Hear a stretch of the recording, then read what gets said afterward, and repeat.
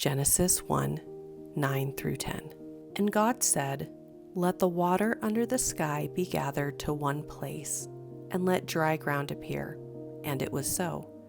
God called the dry ground land, and the gathered waters he called seas. And God saw that it was good. So, when I read this part of the creation story, I was struck by how God works with what feels chaotic. And when I think of waters, I think a little bit of chaos. They're moving and they're unpredictable. And yet, God isn't rushed or unsettled by them. He gathers them. He brings order, not by fixing the waters, but by giving them a place. And this reminds me that God is not intimidated by what feels chaotic or messy to me. And today's project is a way of sitting with that idea. So grab your supplies and let's get started. Hello there, friends. Today we are going to be using a couple extra supplies for this project. So I just want to call those out real quick. I have just got some table salt. I mean, technically this is pink salt, but you don't need pink salt. Whatever salt you have will work fine. That's going to give us this really fun texture that we have in the water here. Something else that I'm going to use is a white oil pastel. If you don't have a white oil pastel, you can use a white crayon. And if you don't have a white crayon, I'll just show you where you'll just want to avoid painting. I just like using the white oil pastel because it's fun. So this is optional. I am going to be using it, so I just want to call that out. This painting, I'll keep talking about it while I warm up on my scripture page. It is going to get a little messy, so just keep that in mind. You may want to grab maybe another piece of paper to put behind the page that you're painting, or you can tape it off with some painter's tape. We're using a lot of water for this painting, so that's where it can get a little bit messy. And you can probably tell from my voice, I'm recovering from being sick, so apologies on just how I sound. You know, it happens. All right, I'm just painting this with water and a bit of color, just a bit, because I do want to get into the painting. As always, if you don't have the time or you don't want to write this out yourself, you can grab the printable with the scripture, so you can just cut it out and glue it in, or however you want to attach it to your journal page. So I'm doing mine super fast today. And something else about today's painting is I want you to just try really hard to let go of trying to make it perfect. With this painting, we are leaning into the fact that there's a little bit of chaos in the water. And we're just going to go with it, okay? It'll be a good time. You're also going to want to grab a larger brush, kind of like this if you have one. It's just going to make painting it simpler. And another thing I would recommend is actually having a couple paper towels. You'll see as I work, my paper towel is going to get soaking wet super fast. So I would recommend having a roll close by. All right, I'm going to dry this up really quick and then we'll get into our painting. Okay, I've got my pencil here. We're doing very, very little drawing. We're going to create this shoreline here. And what I want you to think about is trying to just keep the edges just very uneven.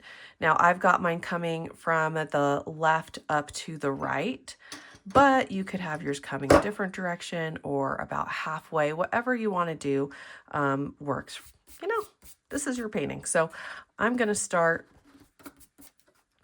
below halfway. And something that helps me to not keep my lines, if I'm trying to keep it looking a little more organic or random, is I'll actually hold my pencil closer to the end here versus right here. If I'm right here, I tend to hold really tight.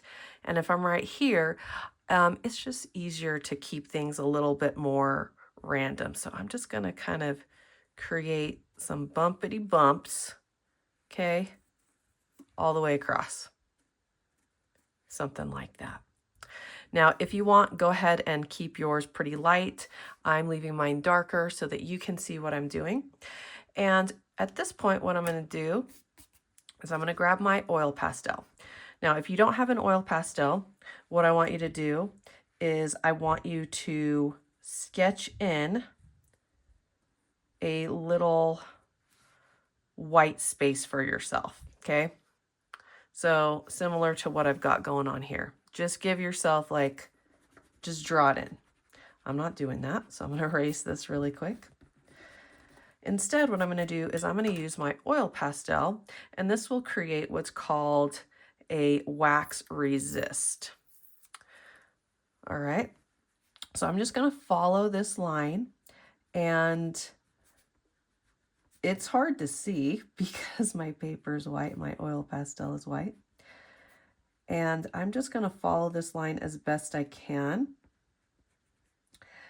And I'm making it a little bit thick. So the thicker that you make it, the more white foam you're going to have. I've got mine, I mean, it's not super thick, right? But it's kind of in the middle.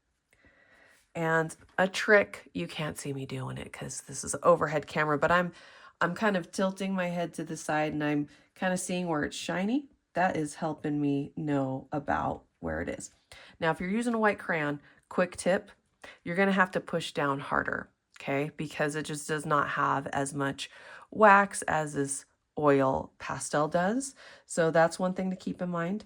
If you go really light, this won't work, okay, with the crayon. And then on the ends here, I have this little, grab this for demonstration. Do you see how there's these like little lines right here coming off of there? What I want to do is add those. And you might be wondering, well, what kind of shapes are those, Christelle? And let me show you. I literally am going to take my oil pastel and I'm just going to like off of the edge, like let's say this is where I put down my oil pastel, okay? Off of there, I'm just adding like a few little broken lines. Really, I'm not thinking too hard about it. I'm not going super far out, okay? And the trick is when you're doing these little lines, and this is optional, I like it. I'm not gonna push down as hard as what I push down here. Because see what happens is, I'll hold it up closer, is the paint kind of comes through some of these lines a bit more if I have less pressure, basically it's less of the oil pastels on my paper, okay? So I'm gonna be doing that all along this edge here, and it's gonna be hard for you to see what I'm doing. That's why I wanted to demonstrate on this here, this very beautiful diagram right there, okay? So just trust yourself, okay? Just adding a few like little broken-y lines. And I'm trying not to push down quite as hard as I did on the original foam. Okay, cool. Move this stuff out of the way. And I also have my binder clips because I'm guessing I'm gonna need it. So you know what? I'm gonna clip this bottom bit first. We're gonna start by painting the water.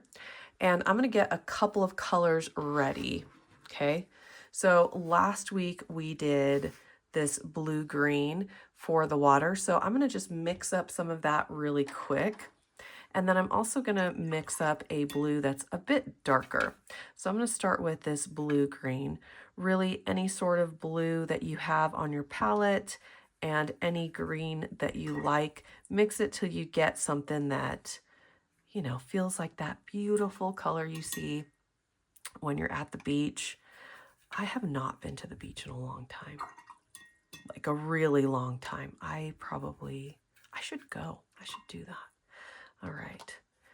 And something to keep in mind, the way that we are going to be painting this is we're painting with water, just like how I painted with water here. And you see, since I'm painting with water, it's going to make my paint lighter. So since I know that, I need to really, I'm really kind of digging into this paint here. I want it to feel pretty pigmented because it's going to get watered down with the water that I'm going to lay on my paper. So just keep that in mind.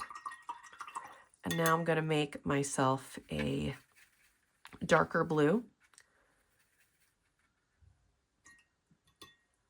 And I think I'm going to go with an ultramarine here.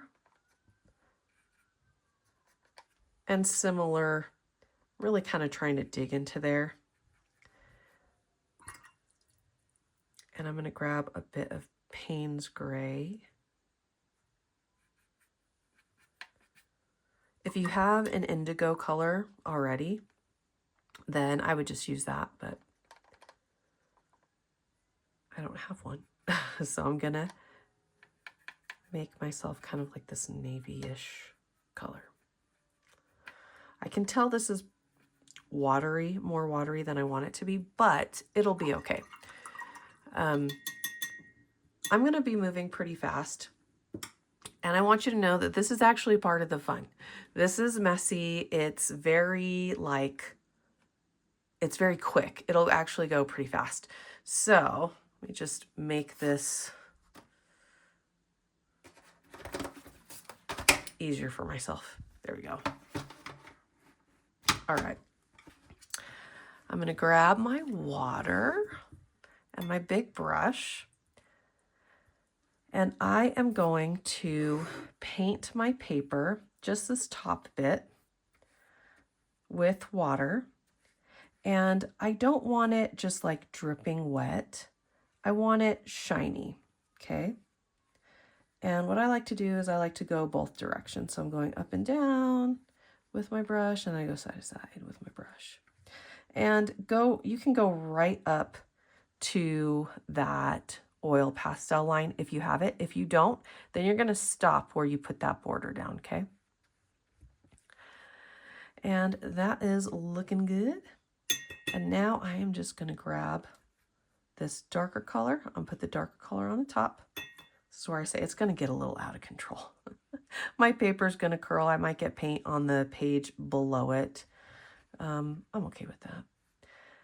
And what I'm going to do, since I drew mine at an angle, kind of going to paint this at an angle. So I've got my darker color here, and I'm going to clean my brush, and I'm going to put my blue-green down here. And this is where that watercolor resist is really fun, because you can see some of that oil pastel is coming through, okay?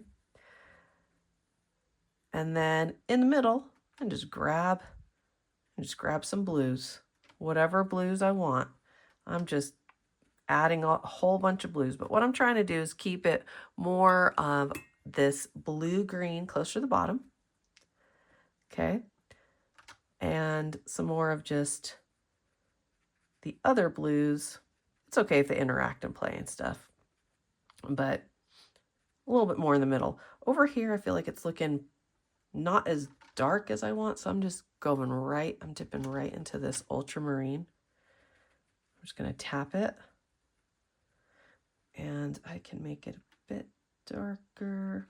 Trying not to go too dark. That's looking pretty dark, Christelle. Okay, let's grab some more of this.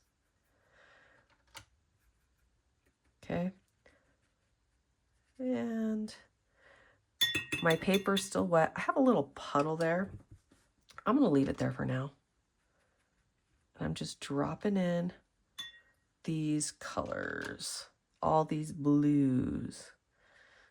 And I think I'm going to grab some of this blue-green, let it come up here closer. Maybe what I'll do, kind of want some stronger color down here, because again, watercolor is going to dry lighter than what you paint it. This brush is really floppy. It's not really grabbing the color like I want, so I'm going to just grab this one instead.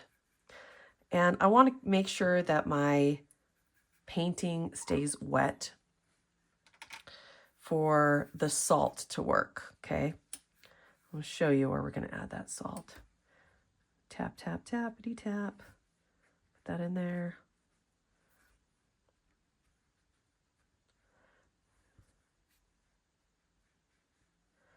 Okay.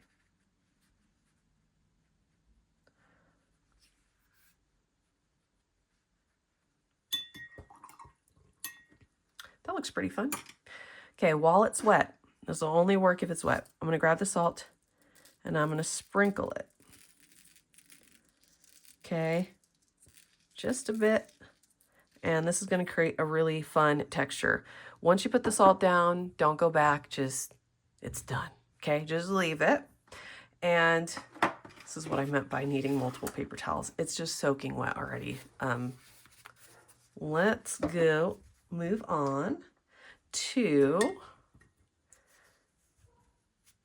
the sand. Okay, trying to clean off my brush.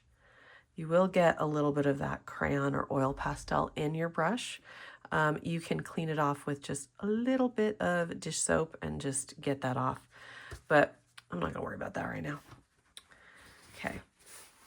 And for the sand, we're gonna use just a couple of colors. We're going to be using a yellow ochre. And then I'm going to grab some of this, I think this is raw sienna. Let me look. Yeah, no, it's raw umber. Okay, so then just like a darker brown. You can pick a different brown if you want. Those are the only two colors that we're going to use. Okay, I'm going to paint with water. I'm going to go right up to this line that I've got. And I'm going to drop in the yellow ochre just like all over. And you can see there's like little pops of stronger color. That's what I'm going for. It just kind of gives it a little bit more variety, which makes the painting look a little bit more interesting. Oh, that brush is still dirty. Maybe I need another. I'll grab another. All right. It's smaller, but I think it can still do the job. All right.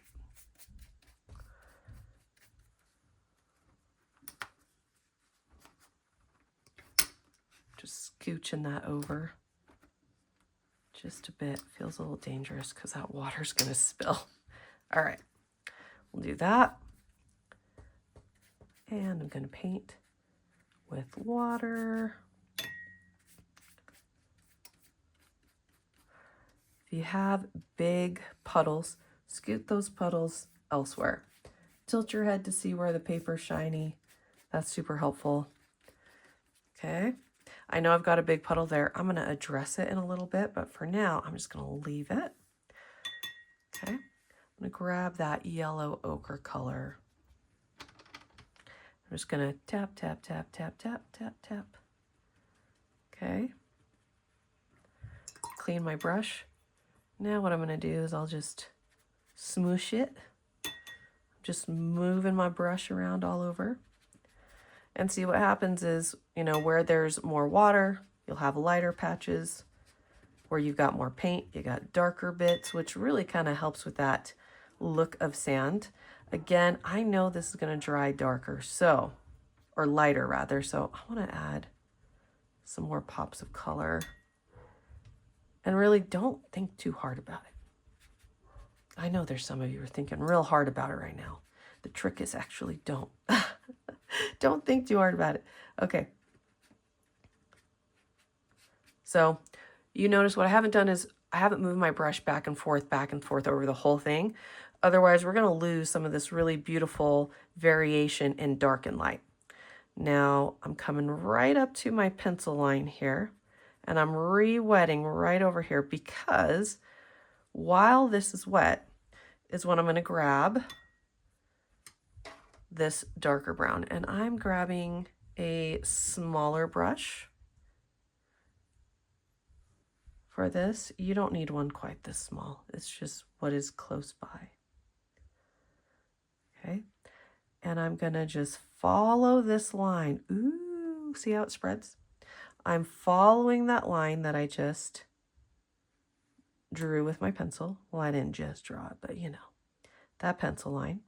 And because I just re-wet that edge, then it's going to move. That paint is just going to move down right into those wet spots.